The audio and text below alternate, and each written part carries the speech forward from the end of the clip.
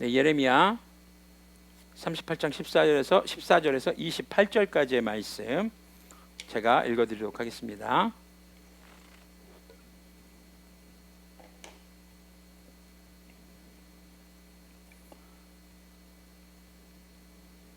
네, 표준 세번역의 성경을 함께 보도록 하겠습니다.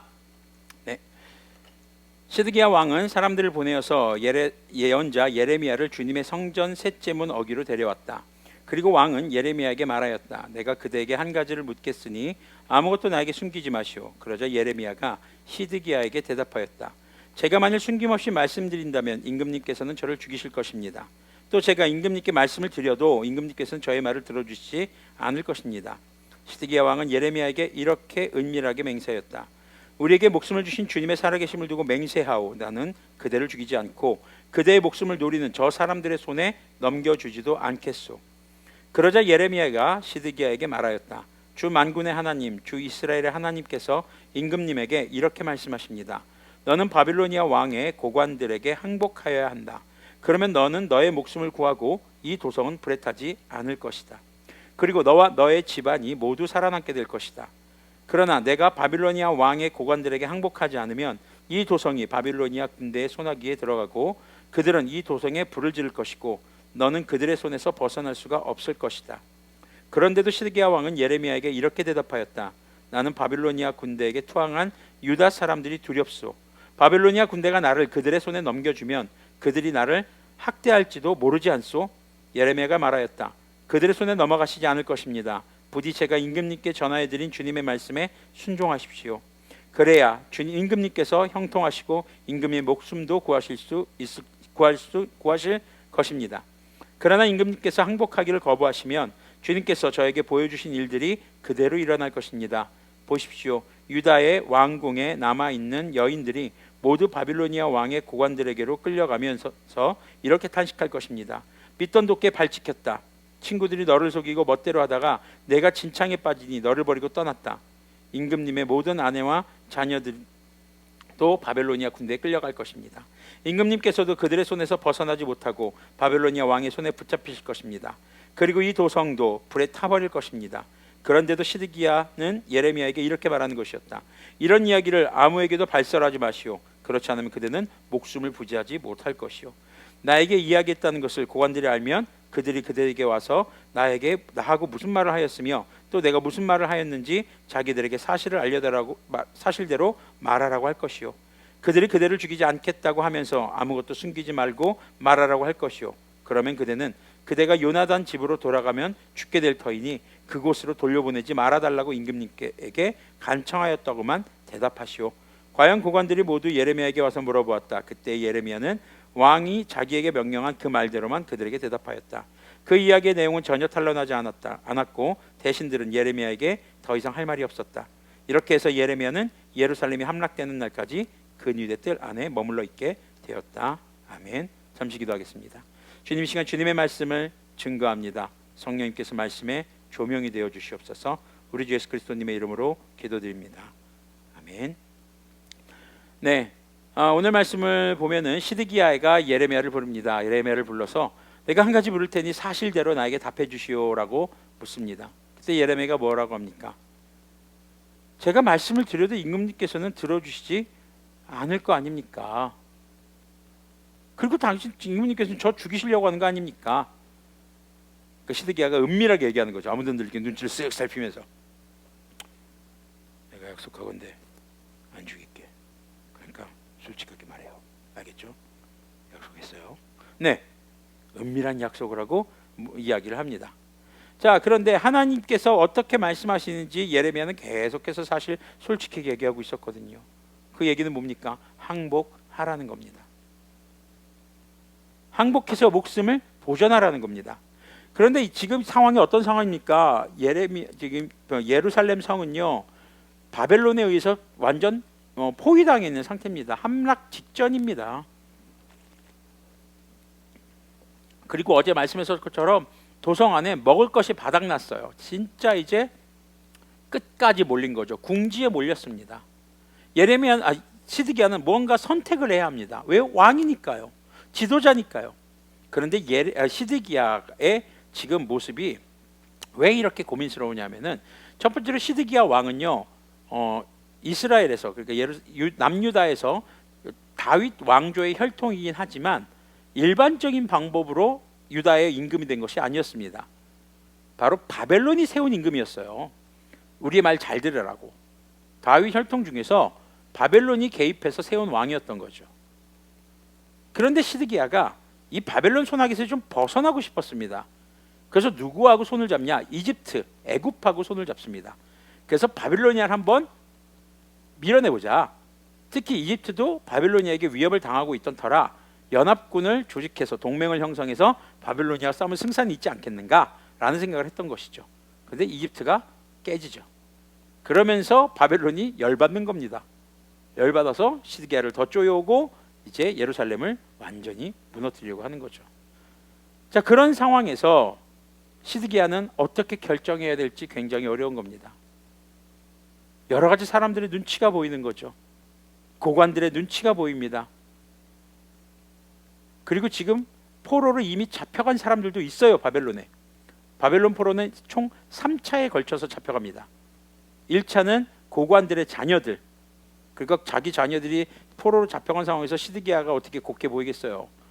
그렇죠? 오늘도 지금 뉴스에서 저기 지금 북한에 의해서 죽은 공무원들 두고 또 월북이다 아니다 뭐 이러면서 유가족과 또 정부의 이런 대치들이 있는데, 지금 포로로 잡혀간 자녀들이 포로로 잡혀간 고관들은 얼마나 속이 타겠어요.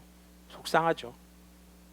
그리고 2차 포로 때는 이제 종교 지도자들이 포로로 끌려갑니다. 그렇게 서서히 바벨론은 예루살렘을 마비시키고 그리고 예루살렘을 완전히 먹어 들어가고 있는 거죠. 자, 그런 상황에서 시드기야의 고민이 무엇입니까? 지금 말씀을 보니까 지금 자기가 죽는 것보다도 뭐가 고민입니까? 자, 내가 항복한다고 해봅시다. 내가 항복해서 바벨론에 끌려가면 먼저 포로로 잡혀있던 사람들에게 바벨론이 나를 주지 않겠습니까? 그럼 그들이 나를 학대하지 않겠습니까? 개역개정에서는 조롱하지 않겠습니까? 자기가 학대받고 조롱받을 것이 두렵다라는 겁니다. 그래도 내가 명색이 왕인데. 바로 이게 무엇입니까? 자존심인 거죠. 자신의 자존심 때문에 하나님의 말씀에 순종하기를 지금 망설이고 있는 시드기야의 모습을 볼 수 있는 겁니다. 우리는요, 살아가면서 무엇인가를 선택하게 됩니다. 근데 많은 상황에서의 선택이 사실 두려움이나 유혹이 있습니다. 유혹 안에는 설득도 있습니다. 그런데요, 이 모든 선택들에는요, 분명하게요, 믿음이 있다는 걸 기억하시길 바랍니다. 어떤 상황이 두려워서 이걸 피하고 다른 선택을 했습니다. 그러면은 이 선택을 통해서 이 두려운 상황을 벗어날 수 있을 거라는 믿음이 있다는 거죠. 유혹은 어떻습니까? 이걸 선택했을 때가 즐거워질 수 있고 행복해질 수 있다라는 믿음이 있기 때문에 선택하게 되는 겁니다. 인간의 선택은요, 바로 이 믿음을 기초로 하고 있다라는 겁니다. 성경에서는요, 믿음은 들음에서 난다라고 합니다. 근데 그 믿음은 무엇을 들으면서 난다고 합니까? 하나님의 말씀을 듣는 것을 통해 믿음을 얻게 된다고 성경은 기록하고 있습니다. 우리가 하나님의 말씀에 어떻게 순종할 수 있을까요? 먼저 하나님의 말씀을 들어야죠. 분별해야죠.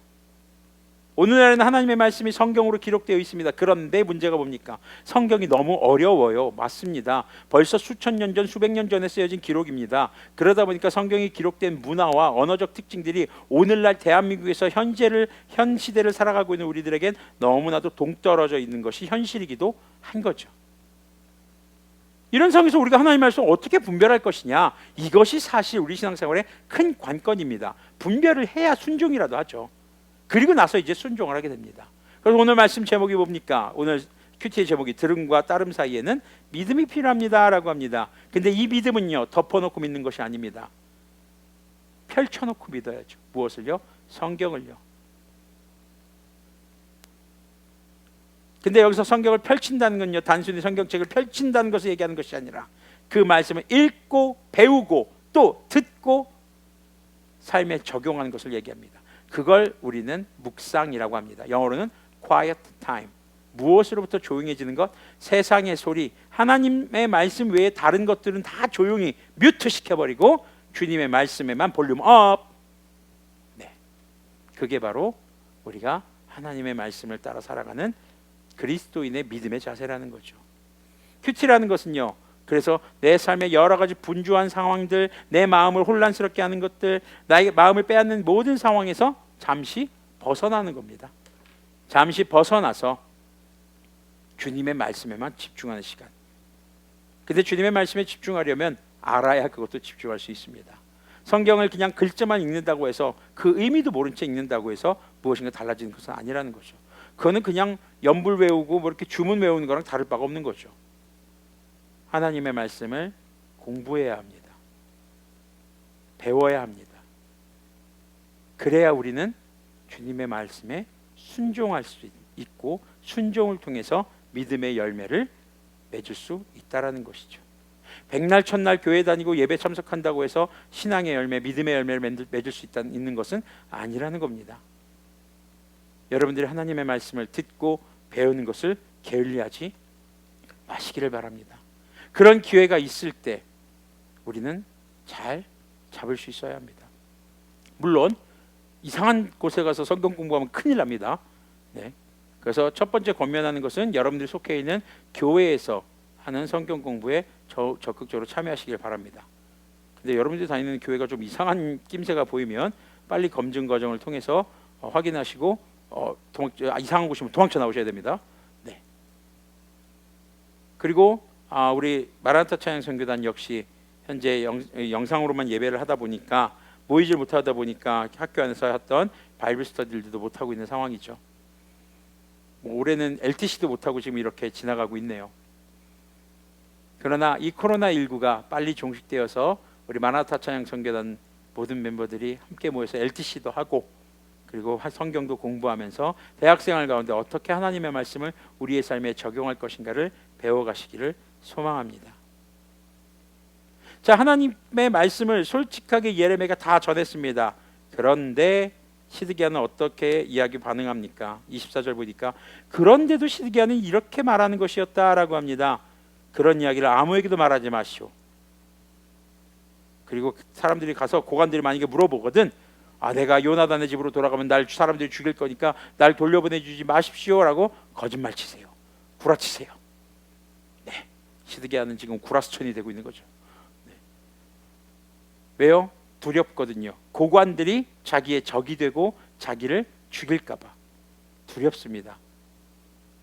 남유다의 마지막은요, 여호야김과 시드기야와 여호야김 이 왕들이 아주 그냥 진짜 격동하면서 왕권이 교체되고 나라가 혼란스러워지는 상황이었던 겁니다. 지금 절체절명의 위기, 정말 끝까지 몰린 시드기야. 그럼에도 불구하고 여전히 하나님의 말씀을 선택하지 못하는 두려움과 자존심 때문에 하나님의 말씀을 선택하지 못하는, 순종하지 못하는 시드기야의 모습이 오늘 보이고 있는 것입니다. 그럼에도 불구하고 예레미야는 또 어떻습니까? 생명의 위협을 받고 있는 상태. 지금 요나단의 집으로 돌아오면 자기가 죽을까 봐 두렵습니다 라고 얘기하라고 했을 때 그 얘기하니까 고관들이 믿어요. 충분히 그런 거죠. 왜요? 지금 유대인들의 대부분이 예레미야를 죽이고 싶어합니다. 어제 큐티 말씀에서도 나오지만 고관들이 찾아와서 예레미야가 지금 우리 보고 바벨론에 항복하라고 했다고, 저 매국노 새끼라고, 저 새끼 죽여야 된다고, 그런 진흙창 구덩이에다 집어 던져버리죠. 사람이 빠져나올 수 없는 깊은 구덩이에다가. 뭐 하려고요? 죽이려고요. 네. 지금 시드기야와 예레미야의 모습은요, 굉장히 대비되고 있는 겁니다. 시드기야는 자신의 자존심과 두려움 때문에 하나님의 말씀에 순종하지 못합니다. 예레미야는 자신을 죽이려고 하는 세력들 앞에서 하나님의 말씀에 순종하고 있는 모습을 보이고 있는 것이죠. 예레미야가 막 그 상황이 즐거웠던 것은 아닙니다. 예, 나를 죽이려고 하네. 예, 한번 죽어보자고. 이러면서 한 게 아니라는 거죠. 싫었어요, 그게. 그래서 예레미야도 하나님께 뭐라고 합니까? 하나님, 저 하나님 말씀 전하고 싶지 않습니다. 저 사람들이 나를 미워합니다. 왜 나를 민족의 반역자로 만드십니까? 저 못 전하겠습니다. 그런데 하나님의 영이 예레미야에게 임해서 예레미야가 뭐라고 표현합니까? 그런데 주님의 말씀이 내 뼛속 뼈까지 사무쳐서 뜨거워서 견딜 수가 없습니다. Like a fire shut up in my bones. shut up이란 말은요, 입닥치라는 뜻으로만 우리나라는 알고 있지만 shut up은 사무치다라는 표현이 있습니다. 깊이 파고들다, 사무치다. 불꽃처럼 like a fire shut up, 사무칩니다. in my bones, 내 뼈에 사무칩니다. 주님의 말씀이 너무 뜨거워서 견딜 수가 없습니다. 그래서 자기를 미워하고 조롱하고 자기를 죽이려고 하는 사람들 앞에서 하나님의 말씀에 순종하고 있는 상황인 거죠. 여러분들, 우리가 믿음의 자세로 살아간다는 것, 우리가 하나님의 말씀에 순종하면서 살아간다는 것은요, 그저 단순히 즐거움만 따라 살아가는 것과는 차원이 다릅니다. 하나님의 말씀을 따라 살아가는 것은요, 때로는 괴로울 수 있습니다. 어떻게 해요? 정말 그 사무치는 아파요. 전하지 않고는 못 빼겠어요. 그런데 전하자니 내가 너무 괴로운 거예요. 시드기야도 진퇴양난, 예레미야도 진퇴양난. 어디 하나 피할 곳이 없습니다. 그런 상황에서 예레미야는 모든 괴로움 속에서 하나님의 말씀을 선택하고 하나님의 말씀에 순종하고 하나님의 말씀을 전합니다. 그러나 시드기야는 진퇴양난의 순간에서 자신의 두려움을 극복하고자 하는 두려움의 반대길을 선택하고요, 자신의 자존심을 지킬 길을 선택합니다. 여러분들이 혹시 두려운 일을 피하기 위해서, 여러분들의 자존심을 지키기 위해서 여러분들이 좋아하는 것은 하고 싫어하는 것은 안 하려고 하나님의 말씀인 것을 아는데도 불구하고 행동하지 않았던 적은 없었는지 한 번쯤 돌아보시기를 바랍니다. 여러분들이 바로 하나님의 말씀을 듣고 배우고 그리고 믿음을 따라 순종하시는 여러분들이 되기를 바랍니다. 다시 한번 기억해 두십시오. 믿음은 덮어놓고 믿는 것이 아닙니다. 펼쳐놓고 믿으십시오. 무엇을요? 주님의 말씀을요. 펼쳐놓는다는 것은요, 말씀을 읽고 듣고 배우는 것을 얘기합니다. 단순히 읽는다고 주님의 말씀을 깨달아 알 수 있는 것은 아니라는 것. 성령님의 충만함은요, 다른 것이 아니라 주님의 말씀을 읽고 듣고 배우고 삶에 적용할 때, 그 말씀대로 살아갈 때 비로소 성령님의 충만함을 얻게 되는 것이죠. 예레미야가 바로 그랬던 거죠. 하나님의 말씀이 내 안에 뼛속까지 사무치는 고통, 하지만 하나님의 말씀을 전하자니 민족적 왕따를 당하고 나의 생명을 노리는 사람들과 부딪히게 되는 고통. 성령님의 충만한 삶이라는 것은 그런 고통과 진퇴양난의 상황에서도 주님의 말씀을 선택하고 믿고 순종하는 그런 삶이 성령님의 충만한 삶인 것을 기억하시기를 바랍니다. 믿음에 대해 오해하지 마세요. 성령님의 충만함에 대해 오해하지 마세요. 물론 성령님의 충만함은요, 기쁨이 있습니다. 주님께 주신 평안함이 있습니다. 그러나 육체적인 또 심적인 고통들이 따를 때도 있을 수 있다는 것을 기억하시길 바랍니다. 그 얘기는요, 모든 상황에서 우리가 주님의 말씀에 순종해야 하는 것을 기억하시라는 겁니다.